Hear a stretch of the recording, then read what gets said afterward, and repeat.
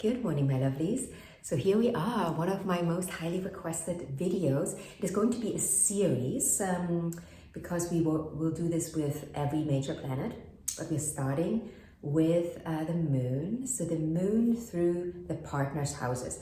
And you can apply this in both ways, right? You can apply this from the perspective of your partner's moon in your first, second, third, fourth, fifth house, and then also your moon in your partner's first, second, third, all the houses. So you can look at both perspectives and see what that means for the relationship. And I start with the moon because, I consider the moon the most important planet and energy in a relationship. Now, the moon is our emotional intelligence, emotional reactiveness, emotional responses, emotional digestive system, the way we emotionally relate to someone. And it tells us a lot about the way we've been raised, right? It tells us a lot about our past. When we look at the moon, and yes, of course, also the nodes of the moon, we learn a lot about our conditioning, our early life conditioning.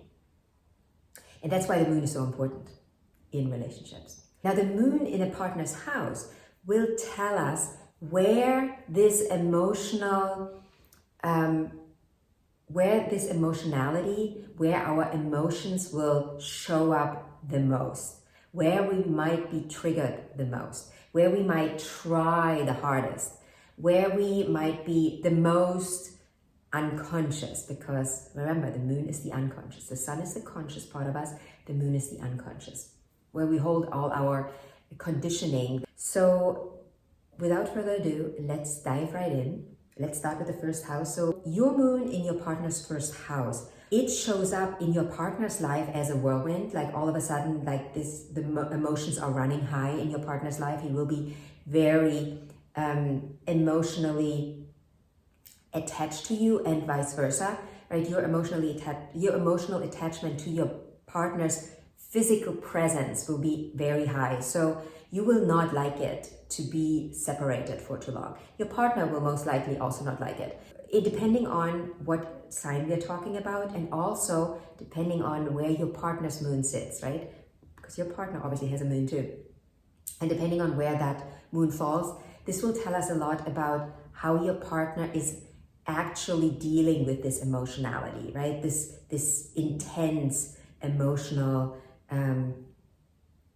energy that is super present, that is palpable, that is noticeable, that you see it, right? It's not covert, it is very in your face. It's like the emotions are very in your face. So when it's good, it's like amazing and you're super happy. But when it's not good, this can drag you down a lot. So here you're supposed to learn to manage your emotions in a way where you don't have to always react, right? Because this is a moon that reacts like immediately. There's no holding back. Even when this is a moon in an earth sign, we can have an intense emotional reaction that if they fall in an earth sign, they might feel very harsh. These reactions, they might be like snippy, and they might go both ways in a very harsh way. This is also a placement where we overreact a lot. So learning to manage your emotions, understanding your emotions is going to be really important in this relationship. And it is also probably going to be one of the lessons that your soul wanted to learn through this relationship. Since this moon is in your partner's house of identity, identity shifts can be initiated, and they often initiated also depending on other, on other things that are going on in your synastry chart, and they often come about in a not so gentle and pleasant way. Again, we have to understand that the sign will give us more indication of how this is going to unfold, but also the partner's moon and how your partner is dealing with their emotions. But generally, this is a in-your-face kind of energy, and this is also a relationship that starts really fast. This is not a relationship that takes a long time to take off. This is generally a quick one. We are together and we are together, right? Like there's like not, let's get to know each other. Maybe I see you next week, maybe in 2 months. No, this happens really fast, and we are emotionally involved and often are also emotionally attached in a split second. But yeah, identity work is one of the main lessons here for both people. Both people will undergo identity work, identity shifts, and everything that comes with it. Often, I didn't want to spend too much time on each house, but here we go. With this placement, we also often give away our power. We allow our partner to affect our mood, and there's a lot of ups and downs. This is generally not the most stable relationship, but what we are here to learn is to manage our emotions, and also understanding really who we truly are. Because remember, the moon is early life conditioning, and how that affects our identity now. And for both people, we will have to work on that. Who are we now? Who do we want to be?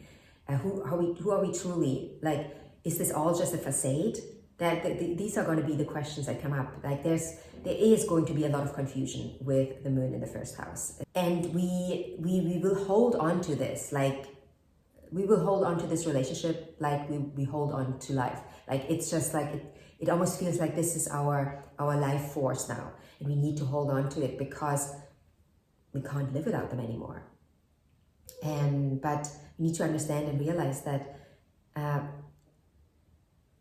is this relationship maybe reminding us on some patterns that we've learned early on in life, like attachment issues or abandonment issues. The moon in the first house it's a big one. Like every moon in an angular house is a much more intense energy that is brought into the relationship, and it is felt by both people. But it is often more confusing for the house person, because the house person hasn't experienced the moon in this area. Because unless the house person also has the moon in the first house, right? Then it's more familiar energy. But generally, the house person is like, whoa, whoa, whoa, whoa, whoa, what's happening? Why do I all of a sudden feel so emotional? Why do I all of a sudden feel so emotional about this or that? Now, the moon in the second house, I'm trying to do this much quicker now. The moon in the second house is all about, very, very simple, all about worth and value, right? This is a moon that triggers a lot of self-worth issues in both people again, but for the house person, it is going to be more of a bit of a shock. It's like, what? Why am I feeling this right now? I don't understand. Where is this coming from? Your moon in your partner's second house now allows your partner to go a little deeper, to dig a little deeper and ask the questions that he or she may not have asked themselves before, because it wasn't, this area wasn't triggered in the same way. So yeah, questions of self-worth are going to be the main questions in this area. And also money is going to be an issue. And when I say an issue, I don't necessarily mean an issue as in it's all bad, but it is going to be a topic. Maybe I should have said a topic. Money is going to be a topic in this relationship. And again, we have to look at what element and what sign this is falling into, right? So third house moon, this is a moon where we talk a lot. We talk a lot about our emotions, like communication about emotion. And again, for the house person, that is going to be a new thing. They will not have dealt with it in that way before. This might be something new for both of you, right? You might both not have dealt with emotions in that way, where you were able to really fully talk about it, to be appreciated by your partner in that way. So this might be something that feels really good. At the same time, what will come up here most likely is also early life conditioning. You will understand that your thinking process, right? Third house is communication and thinking and early life education, which is informing our thinking, or is a lot of it is informing our way of thinking now. We will question a lot of that. The emotionality that is brought into this area and the remembrance is going to bring up a lot of that stuff. And we will, or we might look at our childhood from a different perspective through the lens of the other person's moon, or through the lens for you, or for the, if it is the moon person, through the lens of this house, right? Maybe the moon person hasn't really looked at their childhood in the same way, but now, because you are able to really talk about your emotions in a very honest and safe way, you now have the chance to work through stuff that you weren't able to work through because you didn't see it or you didn't understand it. The moon in the partner's fourth house is a moon that deals a lot with family stuff, family issues, which again is, early life conditioning comes in here as well. But this is a very private moon, and this is also a moon that feels very safe. Both people will feel very safe in this relationship. Caveat could be, if there's a square to the moon, that might look a little different, right? Like, aspects can obviously change and shift the setting quite a bit. But we in this video, we are looking purely at the moon and how the moon is feeling in a certain area. And the moon in the fourth house feels very safe. The moon loves the fourth house. The moon, it feels at home in the fourth house. So the moon in the fourth house, in the partner's fourth house, feels at home with the person, like truly at home. And this is also a moon that will have a hard time leaving, even if things are bad. We are holding on to this partner, for dear life. The moon in the fifth house is one of my favorite. It's a beautiful moon that feels light and playful. And there is also an emotional safety, but it is not an emotional safety where we're just holding on to it and we're not letting go even if things are not good. This is a moon that is light and that can have a good time, but it's a moon that is also not afraid to be alone. Here we feel connected to our partner even when we are not with them, right? When we are not having the physical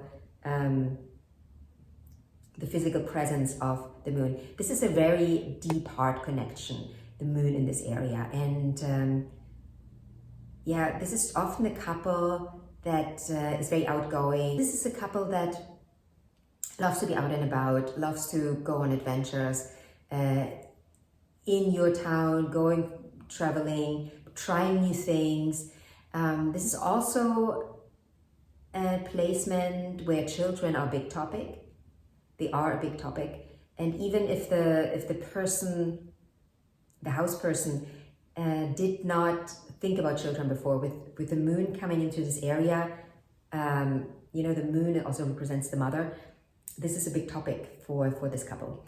The moon in the sixth house, this can be a relationship where we feel like we have to work hard to get the emotional responses we want. This is where we often feel like service for the other, giving to the other, doing things for the other is what then gives us the emotional stability. And this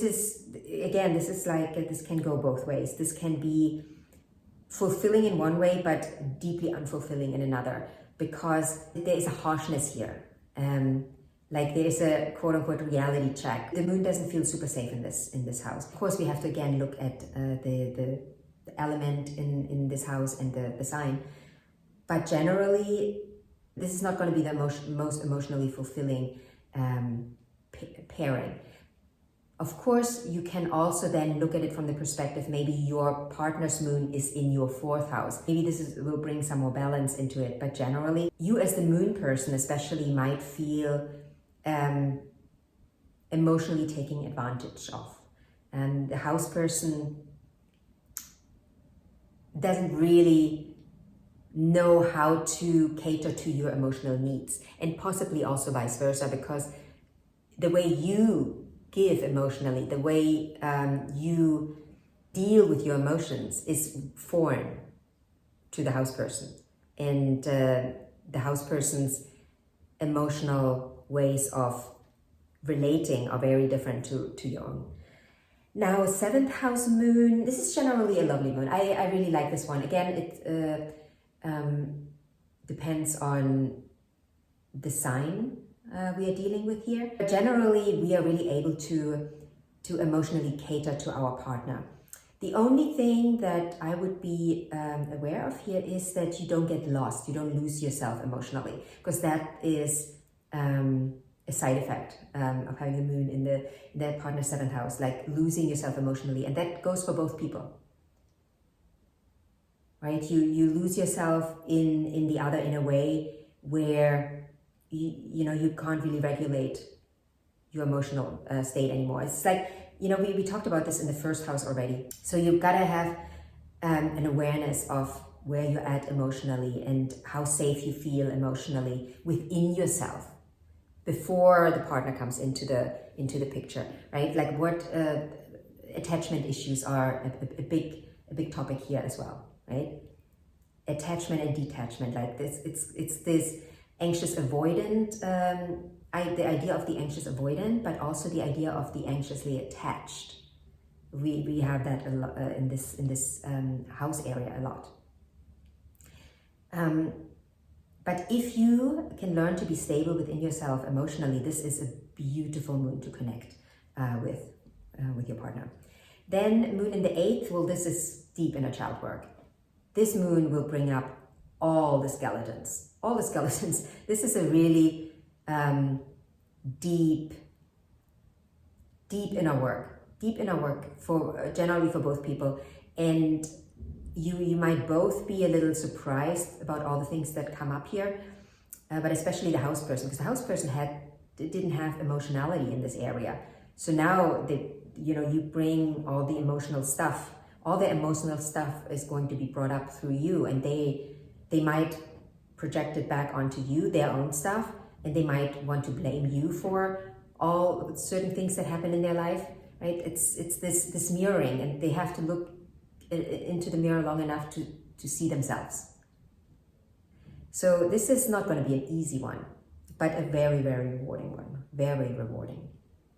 Moon in the 9th house, generally a beautiful, easy one. It's a very adventurous spirit. It's the relationship wants to explore, and it's where we go on trips and vacations, and we feel like now we can be truly ourselves together. This is like a relationship that feels emotionally fulfilled when they are able to leave their home and they can just go out and explore. That's also, though, having said that, when emotions will run high in both ways, right? We might get to know the side of the partner that we never got to see at home, and we get to know the partner in a different way, in a new way. The moon in the 10th house, it's a moon where especially the moon person wants to be taken care of. This is often a relationship where either both or at least one person wants a very classic relationship, right? A classic relationship where one person is the provider, the other person is the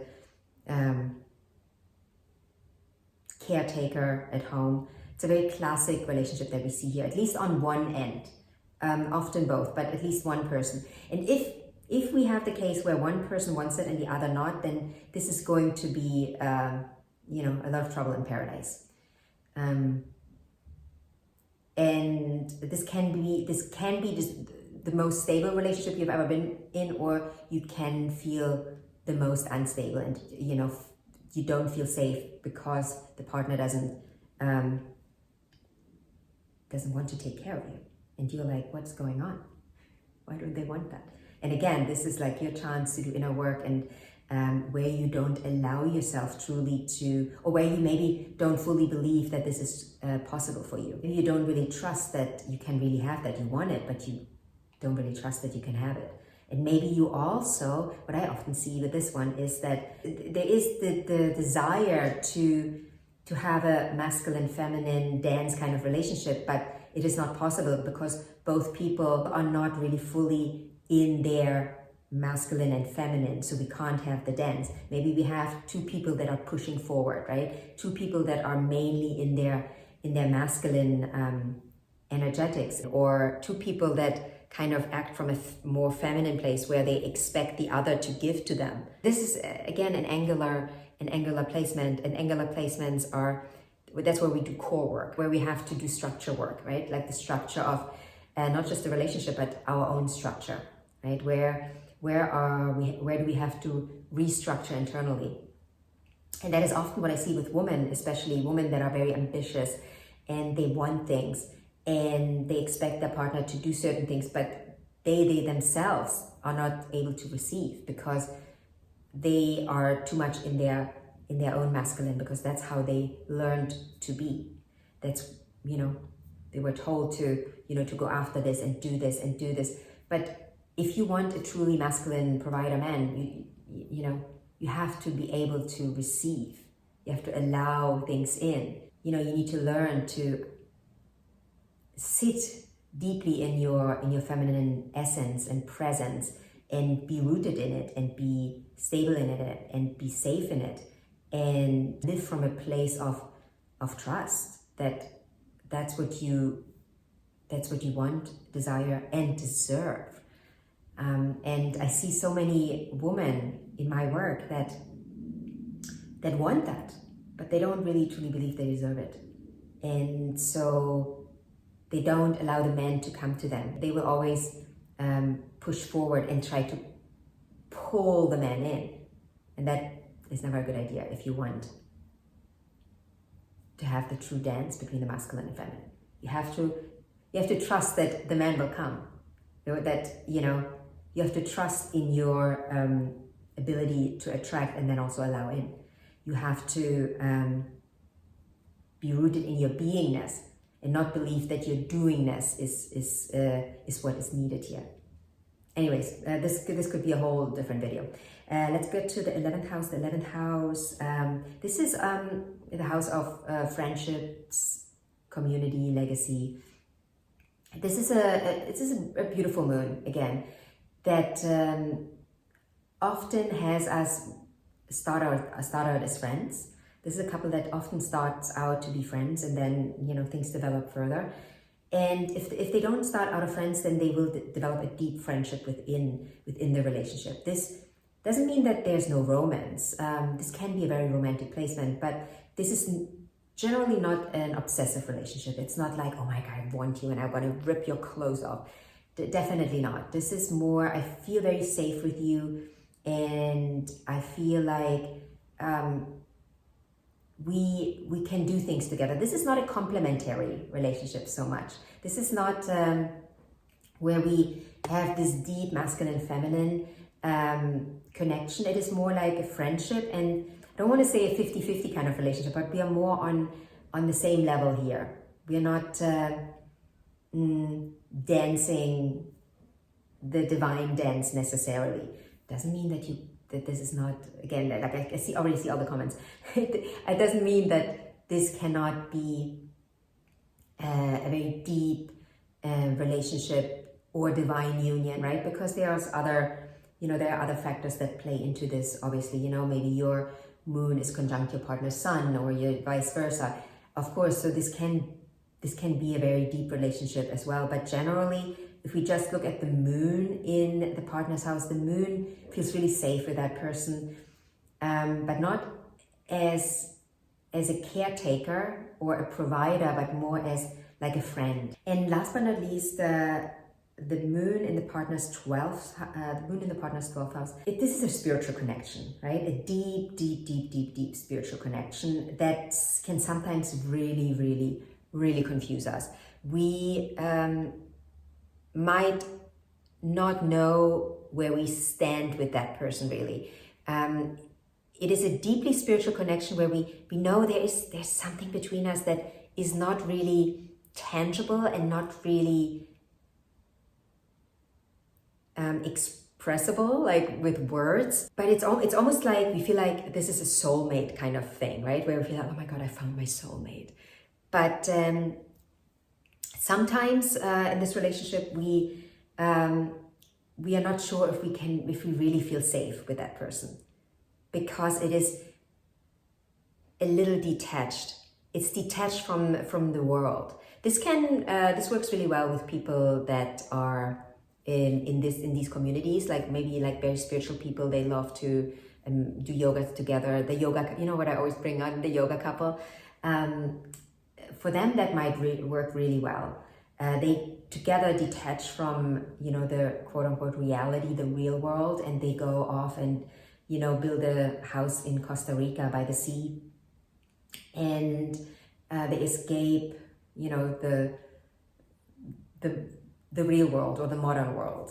It can work if you are both very connected to your spiritual work, you know, the spiritual part of you. But if you are living in the consensus reality, or one of you is very rooted in the consensus reality,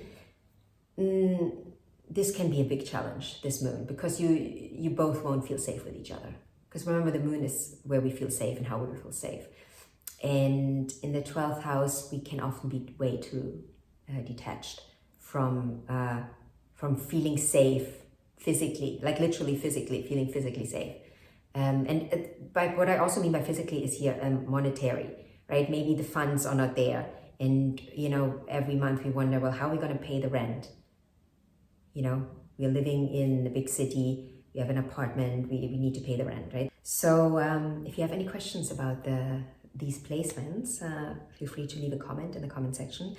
If you are interested in a reading, a Synastry reading, a partnership reading, you can book this in the link in the description box. And yeah, other than that, I wish you a beautiful day, and I'll talk to you in the next video. Bye.